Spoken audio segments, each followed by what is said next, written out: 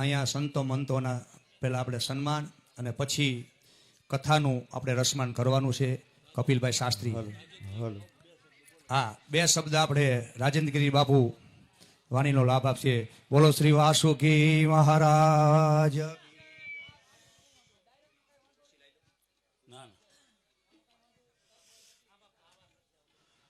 ઓમ વક્રતુંડ મહાકાય સૂર્યકોટિ સમપ્રભ નિર્વિઘ્નમ કુરુ મે દેવ સર્વકાર્યેષુ સર્વદા. યા દેવી સર્વભૂતેષુ શક્તિરૂપેણ સંસ્થિતા નમસ્તસ્ય નમસ્તસ્ય નમસ્તસ્ય નમો નમઃ. ઓમ અનંતમ વાસુકી શેષમ પદ્મનાભમ ચ કંબલમ શંખપાલદાત્રરાષ્ટ્રમ તક્ષકાલ્ય તથા એતાની નવનામાનામ સાયંકાલે પઠે નિત્યમ પ્રાતઃકાલે વિશેષતઃ તસ્યમ વિષમ ભયમ નાસ્તિ સર્વત્ર વિજય ભવે. ઓમ નમશ્ચંડિકાય. ઓમ સરસ્વતી માતા, માર્કંડેય ઋષિ, ભગવાન ગણપતિ અને આદ્ય શક્તિ પરમ ચેતના જે આ બિરાજમાન છે એવી આ શક્તિપીઠ વ્યાસપીઠ ઉપર જે કથા વાચન કરે છે એ ખરેખર એક ધન્ય વાણીનો લાભ આપશે. અને આ ગામ મગવન્ય પરિવારના આંગણે આટલું મોટું ભવ્ય આયોજન છે એ બદલ આપ સર્વેનું અભિનંદન આપું છું. કારણ કે શાસ્ત્રોમાં એવો ઉલ્લેખ છે કે કળિયુગની અંદર કઈ ભક્તિ મહત્વની છે.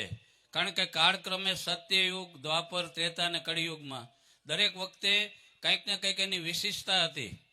તો ઋષિઓ દ્વારા કહેવામાં આવ્યું, આચાર્યો દ્વારા, પંડિતો દ્વારા, કે કલિયુગો ગણપતિ ગણેશ, એક ગણપતિ અને એક આદ્યાશક્તિ પાર્વતી, આ પરંબાની જે ઉપાસના છે એ સફળ મળે છે.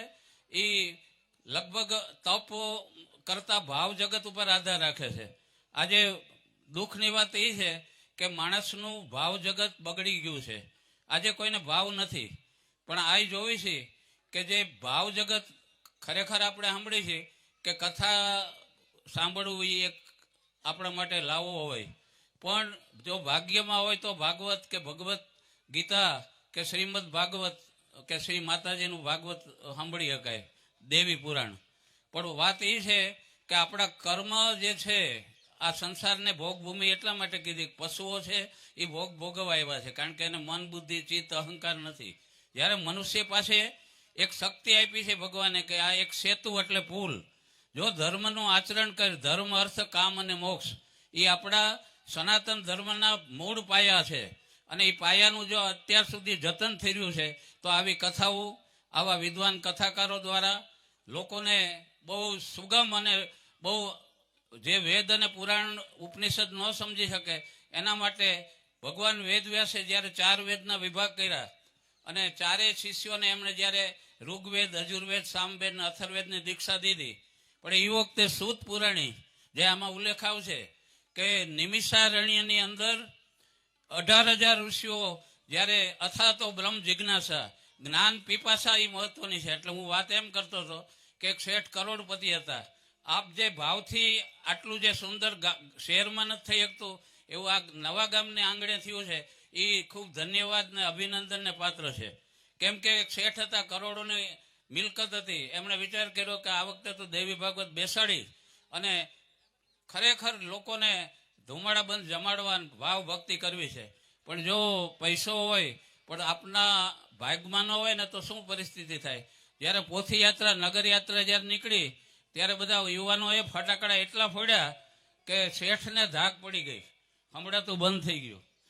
પછી શેઠ તો મૂંઝાણા, આમ સાંભળે પણ ઓલા આપણે વ્યાસપીઠ ઉપરથી જે પંડિત બોલતા હોય એ ખાલી મૌન, ઓલું મૂંગું ચિત્ર હાલતું એવું લાગતું હતું. પછી તો એ 7 દિન, આ 9 દિન આમ નામ પૂરા થયા. પાછી શોભાયાત્રા વિસર્જનમાં નીકળીને ત્યારે ફટાકડા ફૂટ્યા, ત્યારે ધાક ખુલી. એટલે કહેવાનું શું છે કે ભાગ્ય એ આ વસ્તુનું છે. અને હવે ખાલી એક વાત કરું કે દેવી ચેતના જે વીરબાઈ માની દેવી ચેતના, માં ચામુંડા અને માં મેલડી, તો અત્યારે કળિયુગની અંદર મિરેકલ્સ હેપન્સ ટુડે. લોકો કહે છે કે ચમત્કાર નથી બનતા, આ બધા ભુવા ભરાડી કે આપણે જે શબ્દ આપી એ જગતમાં ખોટા સિક્કા હાલે છે, પણ સત્યનો વિજય થાય છે. એટલે કહેવાનો મતલબ શું છે કે આ એક દીવા જેવી વાત છે. મેલડીમાંના પરચા ઘણા તમે સાંભળ્યા હોય માતાજીના, પણ આ દીવા જેવી વાત છે કે ભારત જ્યારે આઝાદ થયો 1947માં, અને ત્યારે પાકિસ્તાનની અંદર અંગ્રેજોએ એવો આખો યુ કર્યો હતો કે હિન્દુ મુસલમાન વચ્ચે ઝઘડા થાય અને એ દેશ ભોગવે. તો ગાંધીજીએ ઘણા પ્રયત્ન કર્યા હતા, પણ છતાં જે કર્મ છે એ માણસોને ભોગવવું પડે છે. એટલે શું થયું કે ખેતા દાદા કરીને એક મેલડીમાંના ભુવા હતા, અને એમની ભાવ ભક્તિ એવી હતી કે માતાજી નવરાત્રિ 4 નવરાત્રિ કરે અને માના ઉપાસક હતા.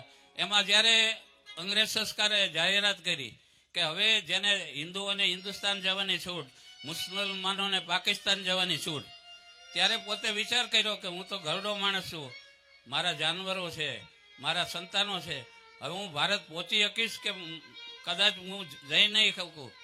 ત્યારે માતાજીને આરડા કરીને પોતે સૂઈ ગયા. મધરાતનો 3 વાગ્યાનો સમય છે, ત્યારે માતાજીએ દર્શન દીધા અને કીધું કે હે ખેતા તો મુંજામાં, હું તારી સાથે છું. અને સવારના પોરમાં જ્યારે આ બૂટડો, આ જે બકરો છે એ બકરો હાલવા માંડે એની પાછળ તો હાલજે, અને હાંજ સુધીમાં તને જો ભારતનો સીમાડો ન દેખાડું તો આ લોખંડના દાંતવાળી હું મેળવી નહીં. એટલે ખરેખર આ દેવી ભક્તિની ઉપાસના ચિત્તના ચિત્રકૂટમાં અને વિચારોના વૃંદાવનમાં જે આ આનંદનો જે લાવો છે એ ખરેખર આપણને ધન્ય કરશે. અને વિશેષમાં એક માતાજીના 2 શબ્દો બોલું.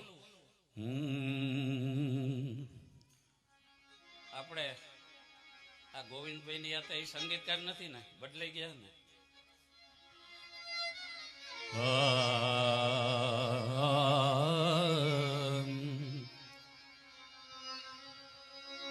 ચિંતા વિઘ્ન વિનાશિની કમલાસની સકાત વિષહતી દેવી ભગવતી કાર્ય કરજે.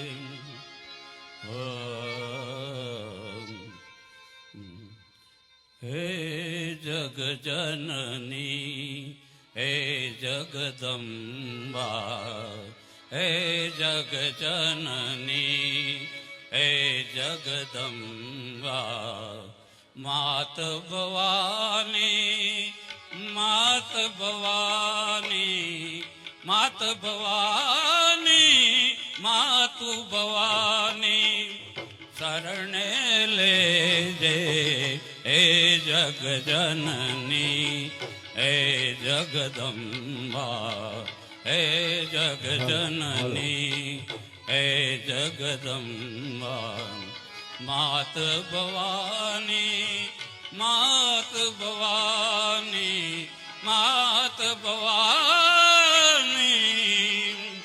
માત ભવાની શરણે લેજે હે જગ જનની.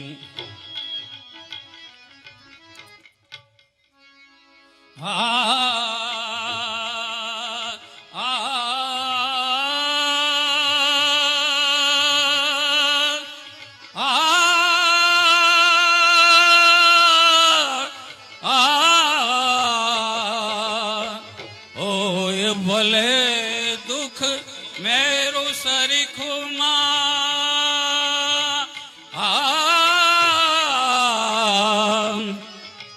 ઓય ભલે દુઃખ મેરું સરીખું, રંજ એનો ના ખાવા દેજે, રજ સરીખું દુઃખ જોઈ બીજાનું, રજ સરીખું દુઃખ જોઈ બીજાનું, રોવાને રોવાને રોવાને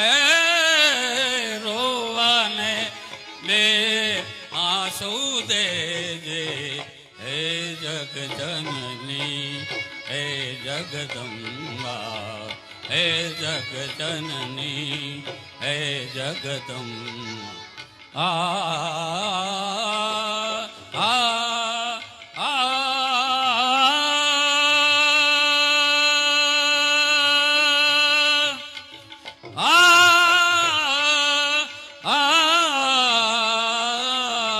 કોઈના તીરનો નિશાન બનીને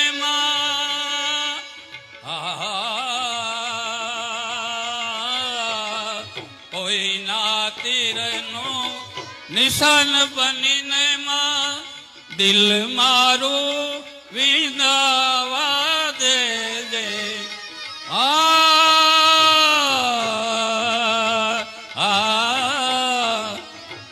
ગા કરું ગા સહી લઉં ગા કરું નહીં કોઈને ગા સહી લઉં ગા કરું નહીં કોઈને નીરવ થઈ પડી રે વાદે હે જગ જનની હે જગ જનની હે જગ જનની હે જગદંબા માત ભવાની માત ભવાની માત ભવાની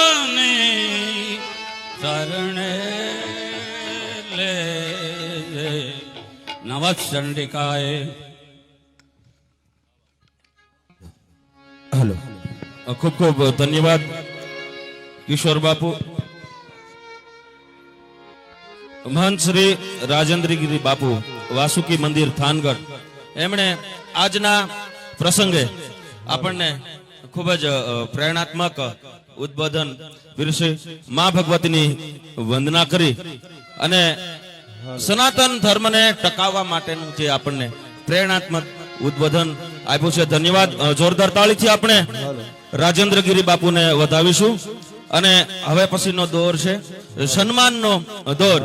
તો વિનંતી કરીશ બાપુ રાજેન્દ્રગીરી બાપુનું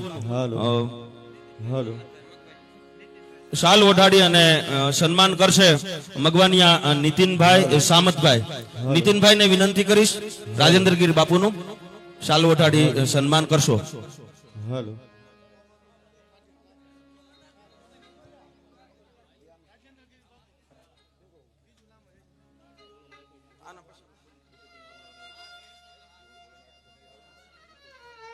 સંતો મહંતોની આજે પ્રેરણાત્મક ઉપસ્થિતિ. હાલો હાલો હાલો હાલો હાલો હાલો હાલો હાલો હાલો હાલો હાલો વાસુકી મહારાજ કી જય. હાલો હાલો એ સંતોનો સ્વભાવ છે એવો, જનેતાની ગોદ ના જેવો. એક ડગલું મેં તો આગળ ભાળ્યા જનનીથી જગ સંત. એક ડગલું મેં તો આગળ ભાળ્યા જનનીથી જગ સંત. હે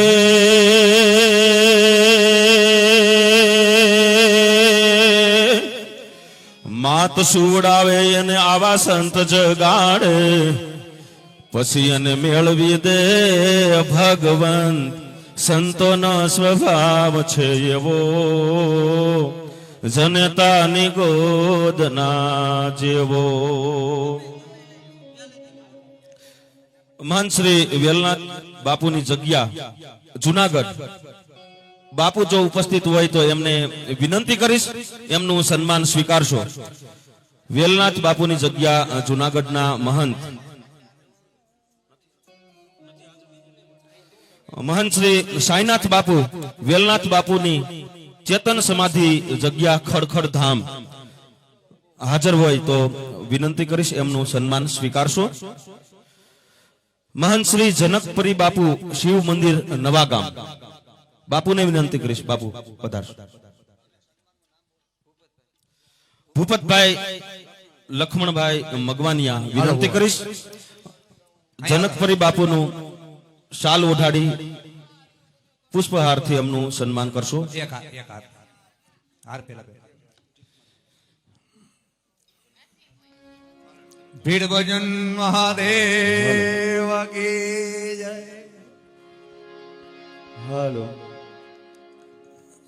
ધન્યવાદ. આપણે તાળીથી સન્માન કરીશું, કારણ કે તાળીઓ પાડવામાં આપણું 1 રૂપિયાનું રોકાણ નથી. પધારો.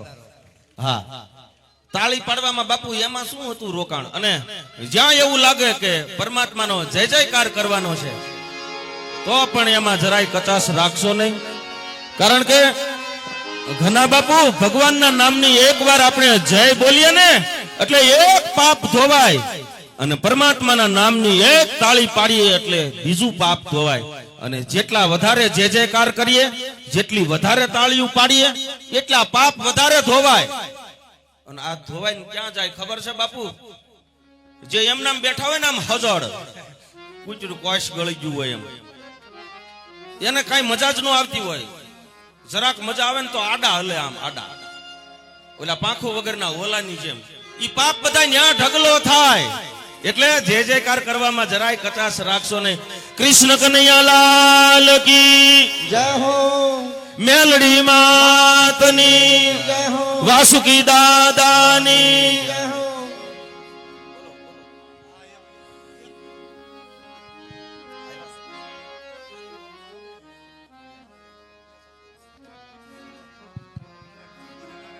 આપણી વચ્ચે મહાકાળી મંદિર તરણેતરની જગ્યાના મહંત શ્રી ઘનશ્યામ બાપુ આપણી વચ્ચે ઉપસ્થિત છે.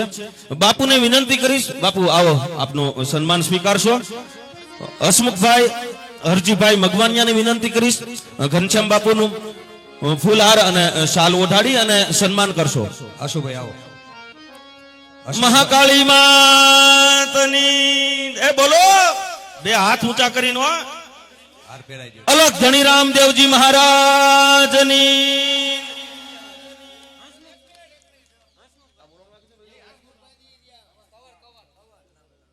હસમુખભાઈને વિનંતી કરીશ મહાકાળી મંદિર અલગ ધણી આશ્રમના મહંત ઘનશ્યામ બાપુનું ફૂલહાર અને શાલ ઓઢાડી સન્માન થવા જઈ રહ્યું છે. તાળીથી વધાવો. વાહ વાહ, ધન્યવાદ. ખોડિયાર માત કી જય. પધારો બાબુ.